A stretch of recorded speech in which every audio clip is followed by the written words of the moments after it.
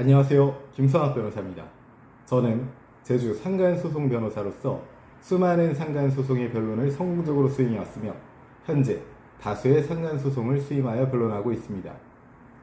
상간소송 스페셜리스트로서 오늘은 상간사실 증거 확보를 위한 증거보전 신청 방법에 대해서 설명드리겠습니다.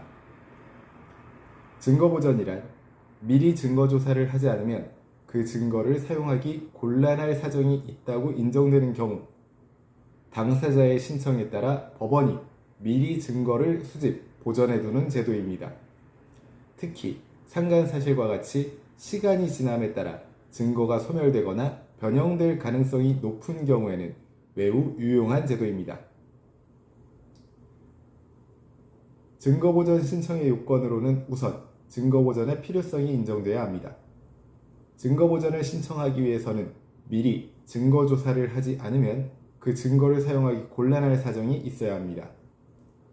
상간사실의 경우 다음과 같은 상황에서 증거보전의 필요성이 인정될 수 있습니다. 상간 당사자들이 증거를 은닉하거나 멸실시킬 우려가 있는 경우, 상간 현장의 물리적 증거가 시간이 지남에 따라 변형될 가능성이 있는 경우, 목격자의 기억이 시간의 지남에 따라 희미해질 우려가 있는 경우, CCTV, 문자메시지 등 디지털 증거가 자동 삭제되거나 변경될 가능성이 있는 경우 등이 있습니다.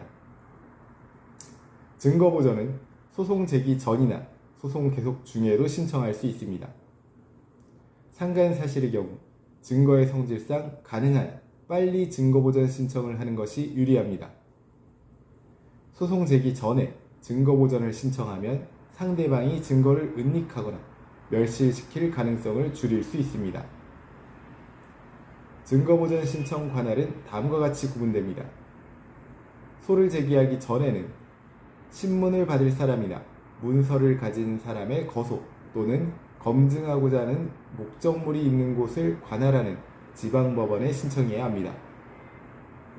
소 제기 후에는 그 증거를 사용할 신급의 법원에 신청해야 합니다. 증거보전 신청 방식으로는 우선 서면으로 증거보전 신청을 해야 하며 신청서에는 다음 사항을 기재해야 합니다.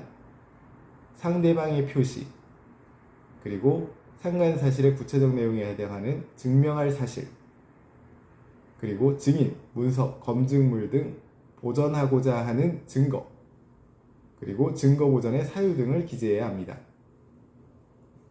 증거보전의 사유는 소명해야 하기 때문에 신청서에는 증거보전의 사유에 관한 소명자료를 첨부해야 합니다. 상간사실의 경우 다음과 같은 소명자료를 첨부할 수 있습니다. 상간 정황을 보여주는 사진, 영상, 녹음, 호텔 투숙 기록, 신용카드 카드 내역, 사용 내역, 목격자의 진술서, 그리고 상간 당사자 사이 교류를 보여주는 통화 기록이나 문자 메시지 등이 있습니다. 증거보전 절차의 진행과 관련해서는 법원은 증거보전 신청을 검토한 후 증거보전의 필요성이 인정되면 증거보전을 허용하는 결정을 내립니다. 증거조사 기일은 긴급한 경우를 제외하고는 신청인과 상대방에게 통지해야 합니다. 법원은 증거보전 결정에 따라 증거조사를 실시합니다. 상간사실 증거 확보를 위한 증거조사 방법으로는 다음과 같은 것들이 있습니다. 문서 제출 명령이나 검증, 감정 등이 있습니다. 증거보전의 효과로는 증거보전을 통해 상간사실에 대한 증거를 미리 확보함으로써 시간이 지나도 증거가 멸실되거나 변형되는 것을 방지할 수 있습니다. 제주 상간소송 변호사로서 강조하자면 상간사실 증거 확보를 위한 증거보전 신청은 이혼소송이나 위자료 청구 소송에서 승소 가능성을 높이는 중요한 절차입니다.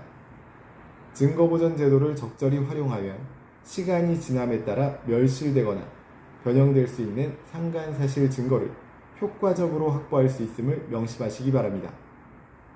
현재 상간소송에 대한 법률적 도움이 필요하시다면 언제든지 제주 상간소송 변호사 김성학 법률사무소를 찾아주시면 신속, 정확한 해법을 제시해드리겠습니다. 조금이나마 도움이 되셨으면 합니다. 여러분의 권리를 지키고 언제나 신속하고 정확한 해법을 제시해드리는 김성학 변호사입니다. 감사합니다.